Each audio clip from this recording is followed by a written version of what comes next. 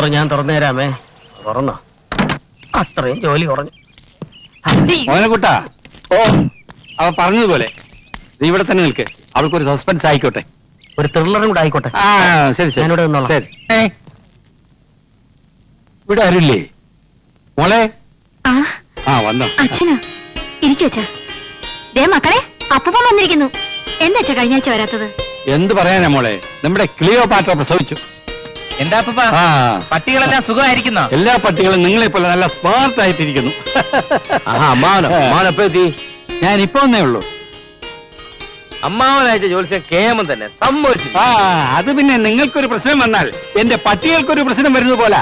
മുത്തശ്ശൻ കഴിഞ്ഞ ജന്മത്തിൽ ഏതിനം പട്ടിയായിരുന്നാവോ?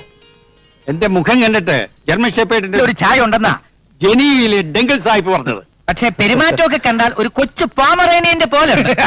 മതി മതി മതിയാക്ക്. അതിരിക്കട്ടെ, നിങ്ങൾ എല്ലാവരും കൂടി ഇന്ന് രാവിലെ പുറത്തെവിടെയെങ്കിലും പോയിരുന്നു? ഇവന്മാരും പുറത്തു പോയിരുന്നു, പക്ഷെ ഞങ്ങൾ ഇവിടെ തന്നെ ഉണ്ടായിരുന്നു. നീ പുറകു വശത്തെ കഥ കിടക്കാതെ ടി വി കണ്ടോണ്ടിരുന്നു അല്ലേ? ഇന്ന് ടി വി ഓൺ ചെയ്തത് പോലും അച്ഛാ. നിങ്ങൾ അറിയാതെ ഈ വീട്ടിൽ നിന്ന് ഒരു സാധനം മോഷണം പോയിട്ടുണ്ട്. എന്റെ ഈശ്വര, സേഫ് തുറന്ന് എന്റെ ആഭരണങ്ങളും കൊണ്ട് വല്ലവനും പോയോ? പേടിക്കണ്ട, ദൈവാധീനം കൊണ്ട് സംഗതി തിരിച്ചു കിട്ടിയിട്ടുണ്ട്. പട്ടാപ്പകൽ മോഷണം നടക്കുമെന്ന് ഇനിയെങ്കിലും നീ മനസ്സിലാക്കണം. ഓമനക്കുട്ടാ, അതും കൊണ്ടുവരും.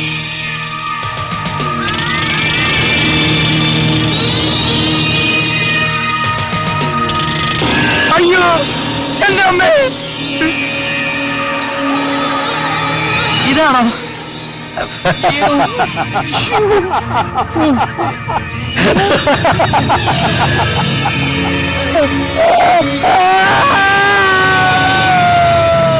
സ്വന്തം അച്ഛൻ ഒരു മകൾക്ക് ഇത്രയും ചീത്ത പറയാൻ ഒക്കും ഓമനക്കുട്ട? പക്ഷെ നമ്പ്യാർ ഒരക്ഷരം മിണ്ടിയില്ല കേട്ടോ. ബോധം തെളിഞ്ഞാലല്ലേ മിണ്ടാൻ പറ്റൂ. തെളിയുന്നതിന് മുമ്പ് മുതലാളി വിളിക്കിറങ്ങിയത് നന്നായി. ഈ സാധനം ഇത്ര കുരുത്തം കെട്ടതാണെന്ന് ഞാൻ അറിഞ്ഞു. അവര് പറഞ്ഞ കഥകൾ വെച്ച് നോക്കുമ്പോ സാറിനെ ചീത്ത മാത്രം പറഞ്ഞാ പോരാ. ആ കൊച്ചുമോൻ പ്രദീപ് അപ്പൂപ്പനായതുകൊണ്ട് മാത്രമാണ് പിടിച്ച് കശക്കാതെ വിട്ടത്. ആക്രിയുടെ കയ്യിൽ നിന്ന് ഞാൻ പ്രതിമ വാങ്ങിച്ചപ്പോ നീ എന്റെ മുഖം ശ്രദ്ധിച്ചോ? പിന്നെ ശ്രദ്ധിച്ചു.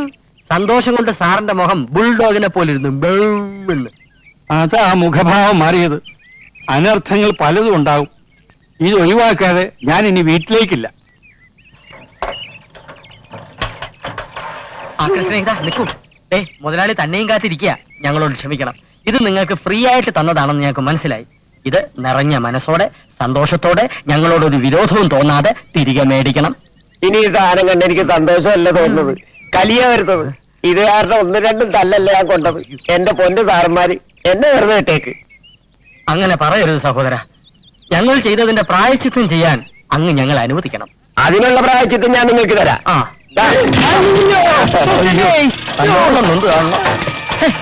ഹഴിയെ പോണ വയ്യാവേലിയെല്ലാം മുതലാളിയുടെ തലയിലാണല്ലോ വീഴുന്നത്. അതെ, പ്രതിമ എന്റെ കയ്യിൽ ഇരിക്കുന്നത് കൊണ്ടാ. ഇതൊന്ന് ഒഴിവാക്കിത്താ. അല്ല, അത് ഞാൻ ഒഴിവാക്കി തരാം. അതിന് വഴിയുണ്ട്. അതുവരെ ഈ പ്രതിമ മുതലാളിയുടെ കയ്യിൽ തന്നെ ഇരിക്കട്ടെ.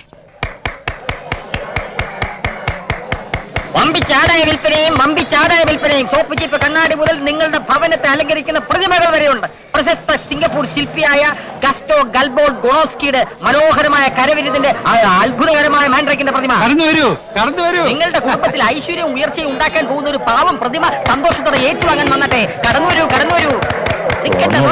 കണ്ടില്ലേ, ഏതോ താങ്കളുടെ വീട്ടിലെ കാരണവരാ വട്ട് പിടിക്കുന്ന തോന്നെ. നോക്കി നിൽക്കാതെ കടന്നു വരൂ. കടന്നു വന്നല്ലോ. എന്താ സാർ വേണ്ടത്? ഇതും സാർ, ഈ പ്രതിമ തരട്ടെ സാർ. സന്തോഷമായി ഏറ്റുവാക്കണം സാർ. ഇഷ്ടമുള്ള തന്നാൽ മതി സാർ. വേണ്ട, 2 രൂപ എത്രയായി? ഇത് 35 രൂപയെ. 35? ഒരു 10 രൂപ വരട്ടെ. 10 10. ഈ പ്രതിമ സന്തോഷത്തോടെ ഏറ്റുവാങ്ങണം സാർ. ഒന്നും തരണ്ട സാർ. വേണ്ട സാർ, നല്ല പ്രതിമയാണ് സാർ. വേണ്ടെന്ന് പറഞ്ഞില്ലേ? സാർ, നല്ല പ്രതിമയാണ് സാർ. നല്ല മൊട്ടത്തല. വമ്പിച്ചാടായ വിൽപ്പനയും. കടന്നു വരൂ. പ്രശസ്ത പേര് മറന്നുപോയല്ലോ. സിംഗപ്പൂർ ശില്പിയായ ഗ്ലാസ്നോസ് കുളിനോസ്കി നിർമ്മിച്ച ഈ പ്രതിമ സന്തോഷപൂർവ്വം ഏറ്റുവാങ്ങുക. ആരും പണം തരേണ്ട കാര്യമില്ല സുഹൃത്തുക്കളെ, പണം തരേണ്ട കാര്യമില്ല. ഫ്രീ. കടന്നു വരൂ സുഹൃത്തുക്കളെ, കടന്നു വരൂ. ആർക്കും വേണ്ട മുതലാളി. ആർക്കും വേണ്ട ഈ പ്രതിമ. ഒരു പൈസയും തരണ്ട. വെറുതെ എടുത്തോളൂ. പൈസ തരണ്ട. ഒഴിവാക്കി തരൂ പ്ലീസ്. മുതലാളി, വെറുതെ കൊടുക്കാവെന്ന് പറഞ്ഞിട്ട് പോലും ഈ എരണം കെട്ട കുണ്ടത്തിനെ ആർക്കും വേണ്ട. നമുക്ക് ഈ കച്ചവടമൊക്കെ നിർത്താം. ഇതിനെ മുതലാളിയുടെ പട്ടികൾക്ക് കളിക്കാൻ കൊടുക്കാം. പട്ടി എന്റെ പട്ടികളെ പറയുന്നോടാ. എന്നെ പട്ടിയെന്ന് വിളിച്ച് എല്ലാം ചുരുട്ടി എടുക്കട്ടെ. ഓ എടുക്ക.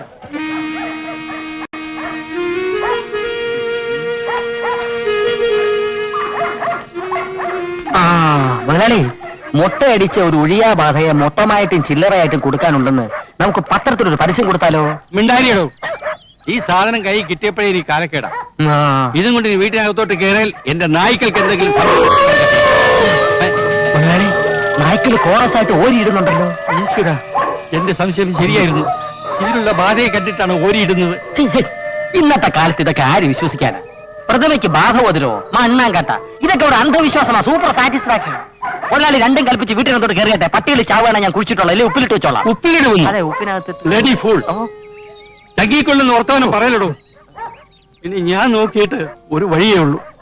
നീ എന്റെ വിശ്വസ്ത സേവകനാണെങ്കിൽ ഞാൻ പറയുന്നത് നീ അനുസരിക്കണം. തീർച്ചയായും അനുസരിക്കും. നേരും നിറയും കൂറുമുള്ള ഒരു തൊഴിലാളിയുടെ കടമയല്ലേ അത്? ആ, എന്നാൽ നീ ഇത് സന്തോഷമായിട്ട് സ്വീകരിച്ചാട്ടെ. മുതലാളി, പട്ടികളെ രക്ഷിക്കാൻ പട്ടിണി പാവമായി പണിക്കാരനിട്ട് തന്നെ പാര പണിയണം. അയാളെ നിനക്കിതിലൊന്നും വിശ്വാസമില്ലെന്നല്ലേ പറഞ്ഞത്? പിന്നെന്താ എന്ന് ഞാൻ പറഞ്ഞു. പറഞ്ഞുടാ. പറഞ്ഞു എന്നാലും ഇത്ര അനുഭവിച്ച സ്ഥിതിക്ക് ഇതിനെ എനിക്ക് സന്തോഷപൂർവ്വം സ്വീകരിക്കാൻ പറ്റുമെന്ന് തോന്നുന്നില്ല. ഞാൻ സന്തോഷത്തോടെ സ്വീകരിച്ചെങ്കിലല്ലേ മുതലാളിയെ വിട്ട് ബാധ എന്നോടൊപ്പം പോരത്തുള്ളൂ. നിനക്ക് സന്തോഷമുണ്ടായാൽ ഇത് സ്വീകരിക്കുന്നതിൽ വിരോധമില്ലല്ലോ. തീർച്ചയായും ഇല്ല. പക്ഷെ എനിക്ക് സന്തോഷം ഉണ്ടാവണ്ടേ? നീ ഒന്ന് ശ്രമിച്ചു നോക്കൂ, ചിലപ്പോ വന്നാലോ. ബുദ്ധിമുട്ടാ. എന്നാ ഞാനൊന്ന് ശ്രമിച്ചു നോക്കാം. ശ്രമിച്ചു നോക്ക്. വരണമെങ്കിൽ വരട്ടെ. നീ റെഡിയല്ലേ? ഞാൻ റെഡിയാ.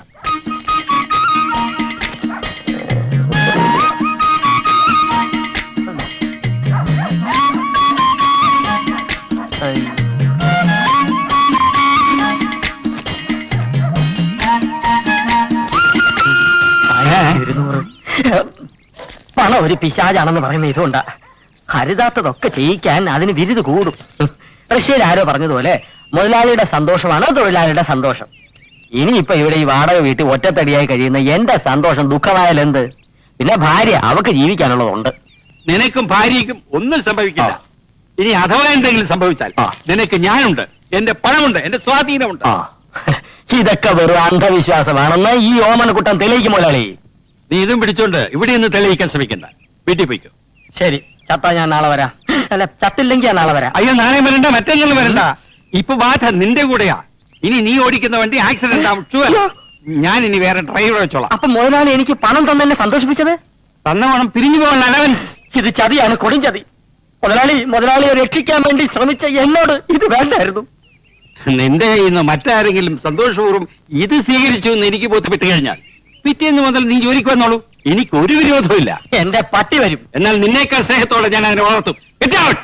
മുതലാളി ആലോചിച്ചിട്ടാണ് പറയുന്നത്? അതെ, ആലോചിച്ചിട്ട് എന്നാ പറയുന്നത്? സത്യമാണോ? ഈ മാരണം കൈ വന്നതോടുകൂടി എന്റെ പണി തീർന്നു. ദൈവമേ, വിശ്വസിക്കാനും വയ്യ, വിശ്വസിക്കാതിരിക്കാനും വയ്യ. എന്തെങ്കിലും ഒരു പോംവഴി കാണണം. എന്ത് പോംവഴി?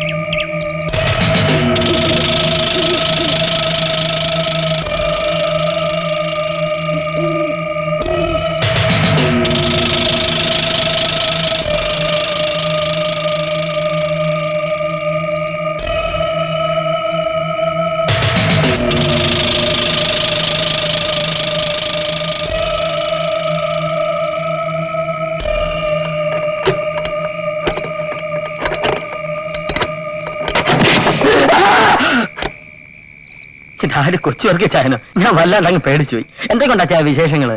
ദുബായിന്ന് ജോസ് അച്ചായന്റെ വൈഫിന് എഴുതാറുണ്ടോ? ദേവന്റെ അഭ്യാസം ഒന്നും എന്റെ അടുത്ത് വേണ്ട. 5 മാസമായി വാടക വന്നിട്ട്. ഒന്നിൽ വാടക തരണം, അല്ലെങ്കിൽ ഇറങ്ങി തരണം. അച്ചായന്റെ തനി സ്വഭാവം കാണിക്കരുത് കേട്ടോ. നാളെ തന്നെ 5 മാസത്തെ വാടക അച്ചായൻ ഒന്നിച്ച് തന്നേക്കാം. മുതലാളിയോട് 2 മാസത്തെ ശമ്പളം ഞാൻ മുൻകൂർ തരാൻ പറഞ്ഞിട്ടുണ്ട്. വിശ്വാസമില്ലെങ്കിൽ ഈ പ്രതിമ സന്തോഷപൂർവ്വം സ്വീകരിച്ചാട്ടെ. വിറ്റാ നല്ല വില കിട്ടും. എനിക്കിത് വിൽക്കാനും വാങ്ങാനൊന്നും സമയമില്ല. വാടക കാശായിട്ട് തന്നാ മതി. അച്ഛൻ ഇതിന്റെ മൂല്യം അറിയില്ല. 500 വർഷത്തിനു മുമ്പ് ജീവിച്ചിരുന്ന ഒരു കോനാതിരിയുടെ പ്രതിമയാണിത്. രാജകുലോത്തുംഗമംഗ കോനാതിരി. 5000 വർഷത്തെ പഴക്കമുണ്ടെന്ന് പറഞ്ഞാലും പ്രതിമ എനിക്ക് വേണ്ട. ആ പ്ലാൻ മനസ്സിരിക്കട്ടെ, വർക്കിയോട് വേണ്ട. എന്നെ തെറ്റിദ്ധരിക്കുന്ന സങ്കടമുണ്ട്. ഇത് പ്ലാനോ പദ്ധതിയോ ഒന്നുമല്ല. കുറെ കാലമായി കൊച്ചുവർക്കി ചായാലും ഒരു ശില്പ സമ്മാനമായി തരണമെന്ന് ഞാൻ വിചാരിക്കുന്നു. ഇന്നാണ് അതിന് പറ്റിയ സാഹചര്യം ഉണ്ടായത്. ഇത് വാങ്ങണം, ഷോക്കേസിൽ വെക്കാം അച്ഛന്റെ സ്മാരകമായിട്ട്. ദയവ് ഇത് വേണ്ടെന്ന് പറയരുത്. നിറഞ്ഞ മനസ്സോടെ സന്തോഷത്തോടെ ഇത് സ്വീകരിച്ചാലും. മുട്ടത്തലയാണെങ്കിലും മുഖലക്ഷണമുണ്ട്. ഉണ്ടുണ്ട്. പുണ്യാളന്റെ പ്രതിമ അല്ല. അല്ലല്ല. പക്ഷെ കണ്ണുകൾക്ക് നല്ല ജീവൻ. തത്തച്ചുണ്ട മൂക്ക്, ആ ഇരട്ട താടി. എന്തായാലും മൊത്തത്തിൽ നല്ല ലക്ഷണമുണ്ട്. ഏതായാലും നീങ്ങുതാ. എന്റെ തല പൊട്ടിയതാ തോന്നുന്നത്. മാവിന്റെ കൊമ്പ, നല്ല നിമിത്തം. ഇതാണ് പ്രതിമ വാങ്ങിക്കാൻ പറ്റിയ സന്ദർഭം. പെട്ടെന്ന് തന്നെ വാങ്ങിക്കൂ. വാങ്ങാൻ കൈ നീട്ടിയതേ ഉള്ളൂ, തല പോയി. ഏത് കുരങ്ങന്റെ പ്രതിമയാടാ ഇത്? അവലക്ഷണം. ഒരു സിദ്ധന്റെയാ. ആരുടെ ആയാലും കൊള്ളാം. കാശുമില്ല, തലയും പോയി. ഇനി തല വിടാൻ വൈദ്യുതി തപ്പണം. അതിനുള്ള പണം താൻ തരണം. നാളെ ഞാൻ വരും. കൊണ്ടുപോടാ. എന്റെ അടുത്തൊന്നും ഒഴിഞ്ഞു പോകാൻ ഇഷ്ടമില്ലല്ലേ? കുറിച്ച് നോക്കുന്നുണ്ടല്ലേ? മനുഷ്യത്വമില്ലാത്ത പിശാച്.